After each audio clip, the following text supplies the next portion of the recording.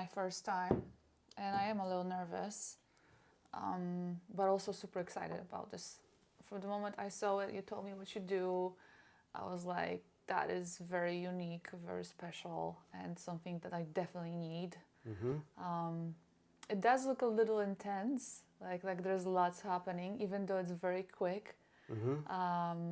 Can you tell me more about how does it work, or maybe how you actually started with this work, start doing this? Sure.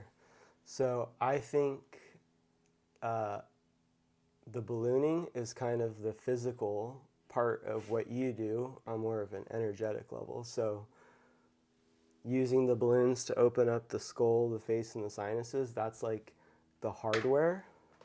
And like a Kundalini activation would be like the software, right? If you think of the human body like a computer system. So you have two main parts. You have like the physical hardware, which is what I'm working on mostly, and then you have the software, which is what you're working on mostly.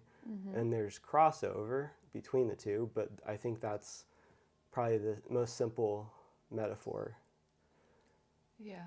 Does that make sense? No, absolutely. Because I think if you open up the bones and the physical tissues, it allows what you do to move the energy up and down the spine easier. Yes. Because you can move energy even with physical limitations, but if you have both of them working together, that's obviously optimal. Yes. So you're basically approaching it from the both ways, right? The physical way and then also the energy way, like the spiritual way.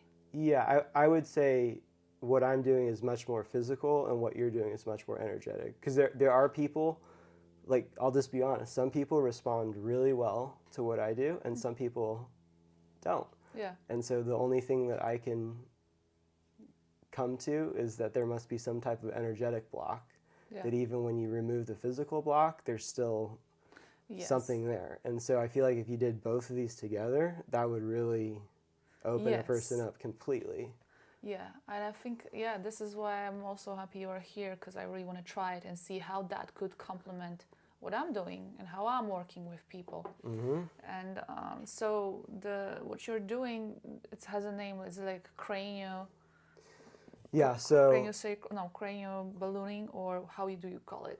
Yeah, like the umbrella term, because there's a lot of people that do it, is called endonasal sinus ballooning. Yes. And then there's a lot of offshoots of different methods within that.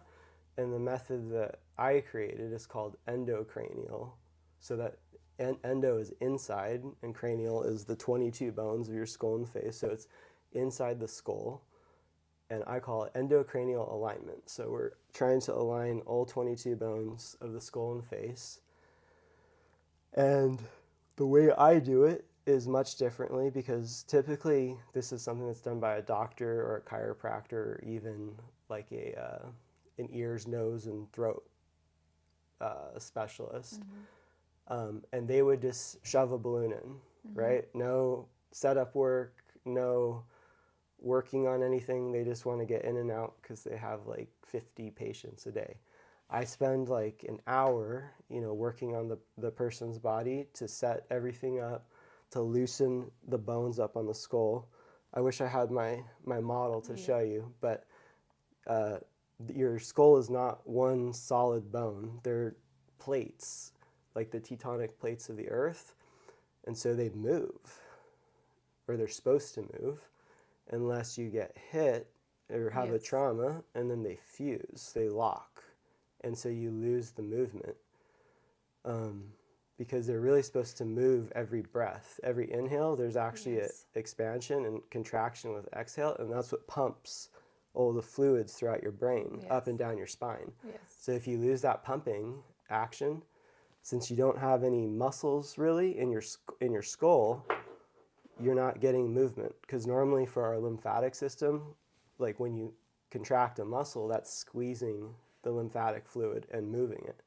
But here, we have some facial muscles, and we do have some muscles like on the sides of our head when we chew and stuff, but it's not really enough to pump the the glymphatic fluids throughout your brain up and down the spine. So you need that movement with your breath to contract it. So that's one level of it. Another part is obviously the breathing. If you open this up just on an anatomical level, you're going to take in more oxygen, and oxygen is good for everything, right? On a hormonal level, your pituitary gland sits right here. So you have this sphenoid bone, like so your temples, those are the edges, and it runs right through here, further back, and your pituitary gland sits on this like little saddle.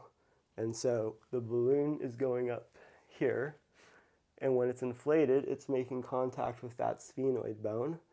And depending on, or let me back up because I'm trying to explain a lot of things at once. So I am interested in that though. Okay. Are you tracking what I'm saying? Is it making sense? Yeah. Okay. So we have the sphenoid bone here. Based off the shape of your skull, you have 6 cavities. So you have a lower cavity, a middle cavity, and an upper on each side. So you have 6 in total. So based off the shape of your skull, we go into one of those 6 cavities, which is going to hit that sphenoid bone at a different angle. So depending on which cavity you go in, you're going to rotate the sphenoid in a slightly different direction, which is going to unlock all of the bones because it's making contact. It's kind of like a domino chain effect. Yeah. So. And how do you navigate which cavity you're going in with this balloon inside your nose? Yeah, no, that's a good question. So this is the edge of your sphenoid, like the wing. It's kind of like a butterfly shape. Yeah, but it's it's more inside of the skull. No? It's more inside, but the wings touch on the Right outside here. So your temples, that's actually the wings. That's the sphenoid that goes here. Okay. And so the upper nasal chamber corresponds with a certain edge of the sphenoid bone. So like the upper one is right here. So I'm feeling like the depth, how responsive it is, like when I push on your head, how much your head moves, because that's the neurological connection, if it's strong or weak. Like if I push, and this is just an example, if I push here and your head's weak, that means that the nerve is not strong. So that means it probably needs to be moved there. If I push like on the lower one and it's strong, like let's just say your head held strong, that means that that nerve signaling is strong there, so we don't need to move that one. So it's like the depth, the neurological connection, and then some of it's just intuition. Looking at a person's face, you can kind of see just by the shape of their skull. Some people have like kind of pinched heads like on the top, or they have like the bean shape in the middle, how it kind of sinks in the middle. So that would be like the middle cavity needs to be popped out. Some people have like sunken cheekbones, so that's like the lower one, because each chamber corresponds to a different part of your skull. So it's working on an aesthetic level too. I've seen people where we took pictures all 3 days, and you can see their face actually transform, because it's moving the bones of your face. If your nose is really crooked or off-center, it can move that. Most people's, one eye is more contracted than the other. Yeah. So some people will do this instead of plastic surgery because it's moving the bones. Oh, okay. Not just superficially, it's more on a deeper level. So there's this angle.